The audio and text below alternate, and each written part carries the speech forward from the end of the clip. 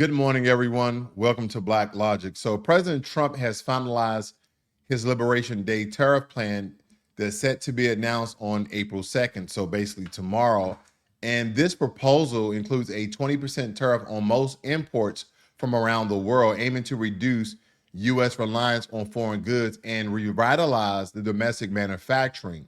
Now, this moves, has raised a lot of concerns among international partners and economists about potential global economic repercussions. So again, he's trying to make America first. He has the America First agenda. He's ensuring that we're getting a fair shake and a fair deal when it comes to the trade wars that people are claiming. But again, he's just restructuring the way that America has been doing trade and have not been, considering being a fair deal. On a lot of the tariffs that I've been reading, that when we import products to other countries, they have been charging us 10% of an import tax. And when they're importing foreign products into America, America was only charging them 2.5%, so only a fraction. So this 20% tariff hike, in my opinion, is to recuperate a lot of lost wages, a lot of lost funds, a lot of lost revenue that America missed out on all the other administration. It doesn't matter if it was conservative or liberal, it was Democrat or Republican. Doesn't really matter. We was losing money after all these terms. And because, as everyone knows, that Donald Trump is a businessman and this is his thing when it comes import, export, business, real estate, etc., he kind of know a couple of things. Of course, he has people in his corner. Now, again, we're all hoping that this pans out and that it benefits in the long term the American people. Because again, things that he's doing right now, a lot of us may not have the foreknowledge. We don't know how this is going to matriculate inside of, the economy, let alone the things that have been doing in government. So a lot of these things that he's doing now has to mature. Okay. So I just want to keep you guys abreast of that as well, because the tariffs seem as though they're not going anywhere at all. Now, the Wisconsin Supreme Court election is today and has shattered spending records, surpassing $90 million because the contest between Republican Brad Scrum and Democrat Susan Crawford has attracted national attention with endorsements from high-profile figures like President Trump and former President Obama.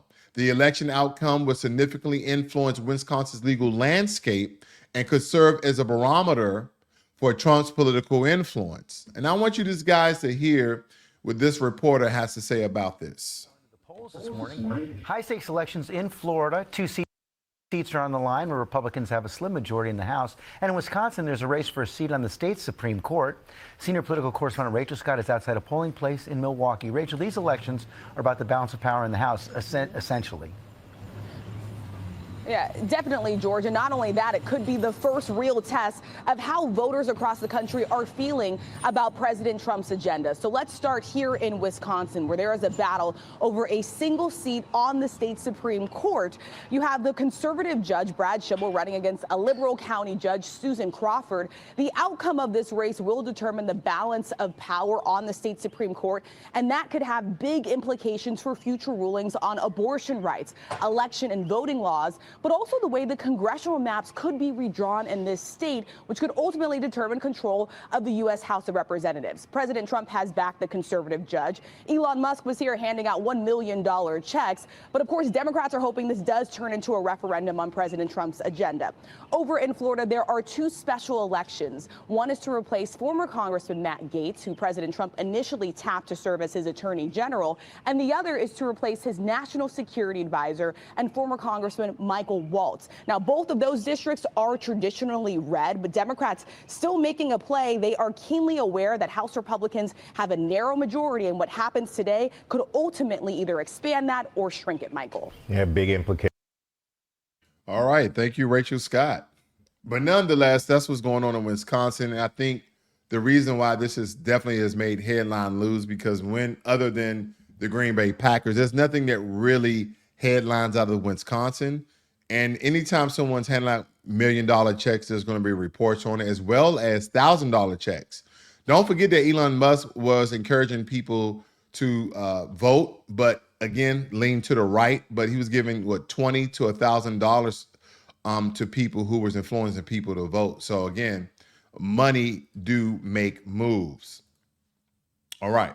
But nonetheless, President Trump, and when we think about the 22nd Amendment, because discussions have resurfaced about President Trump's eligibility for a third term. I don't even know why we're discussing this, his eligibility. Again, where are the constitutionals at?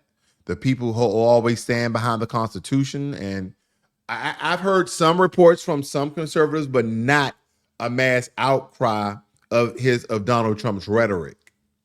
Now, President Trump's eligibility for a third term. Now, given his non-consecutive term, the 22nd Amendment limits presidents to 2 terms, but interpretations vary regarding non-consecutive terms. This is where the loopholes and the gray areas are essentially being talking about, because legal experts debate whether Trump's previous term counts against this limit, adding complexity to his potential future and candidacy.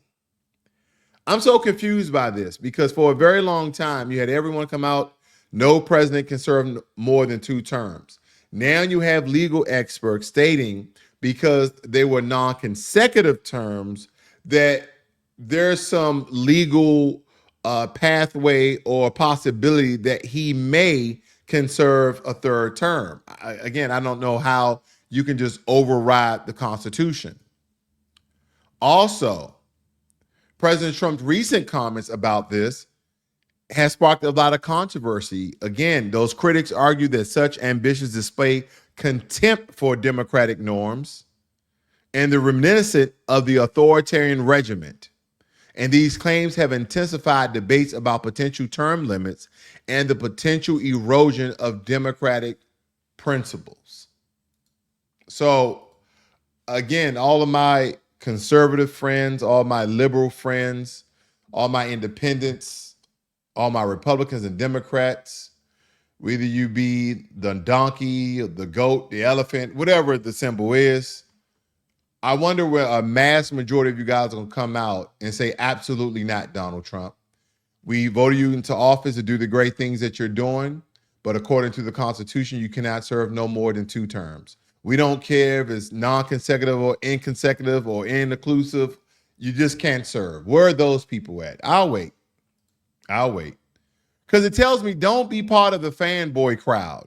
Don't just like somebody because they're this image and this perception of who this person is, because some people are just kissing the very ground that Donald Trump is walking on. They're treating him as if he's a god in some regards. I admire some of the things that he's doing. I like some of the legislation that he has signed into law, or at least executive orders. But again, you're not above the constitutional law of this land. The reason why you are president is because of the Constitution.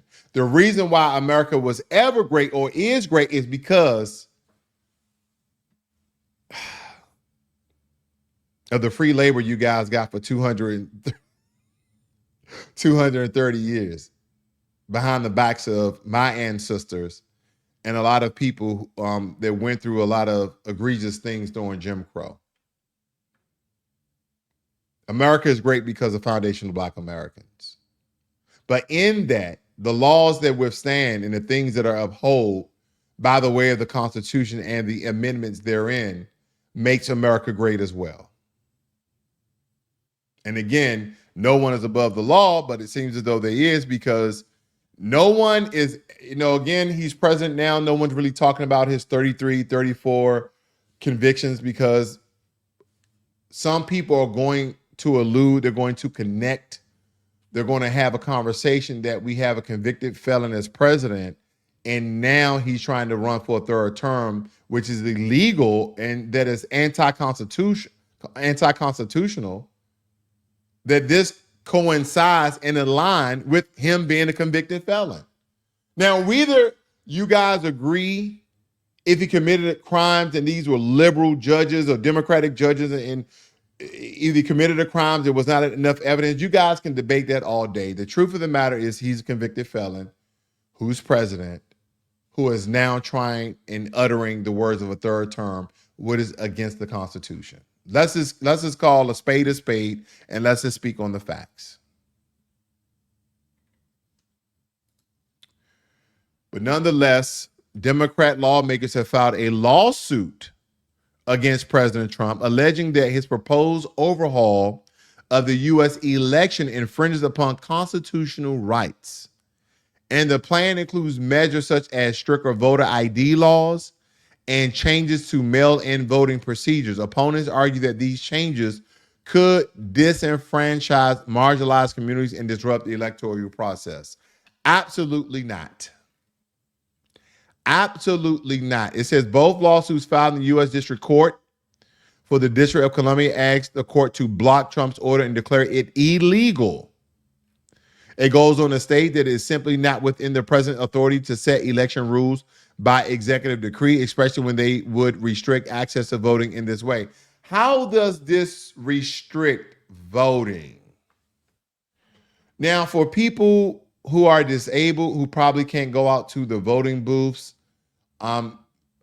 again, I haven't dug into the procedures as far as mail-in voting, but voter ID laws, it should just be that should just be the rule of law. You should have an ID, and I'm surprised they haven't even went to the extent of you need a U.S. passport. Now, if they require you to have a U.S. passport, I would like for there to be some sort of government subsidy to help people to pay for a passport, because passports in some people's budget can be very, very expensive. Now, a $20 to $30 ID card, yeah, everybody needs that, whether it be a driver's license or a non-driver's license.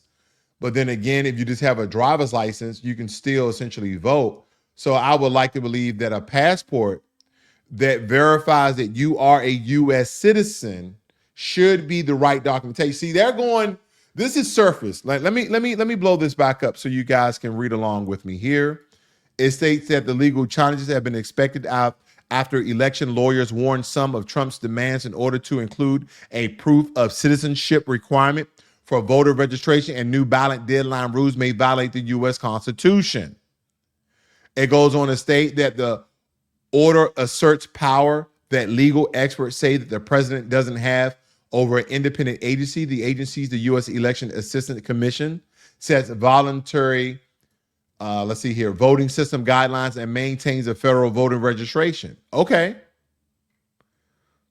See, me personally, I do not believe that a non-driver's license or a driver's license is adequate documentation or adequate identification for people to vote in America. I believe that you need a U.S. passport because that's going to verify that you are a U.S. citizen, or you have a driver's license, Social Security, and a birth certificate card. Now, and again, instead of having 3 documents, the passport or the passport card would be would suffice, because I know a lot of people don't want to carry around their passport to go vote, but a passport card can also verify that you are a U.S. citizen. So what about that? Again, if they're going to require that, I would like for them to have some sort of government subsidy that offsets the price of passport for U.S. citizens who do not have a passport or a passport card. But again, a lot of you may disagree with that. But yeah, in order to vote for the most powerful position in the country, you should be, 1, an American citizen, and 2, you should be able to prove it. That's all I have for you guys this morning. Thank you for joining me. If you're new to Blacklogic, please hit the subscribe button as well as the notification bell so you are notified every time I release a video or go live. Thank you very much. You guys have a great and wonderful day. This is Blacklogic.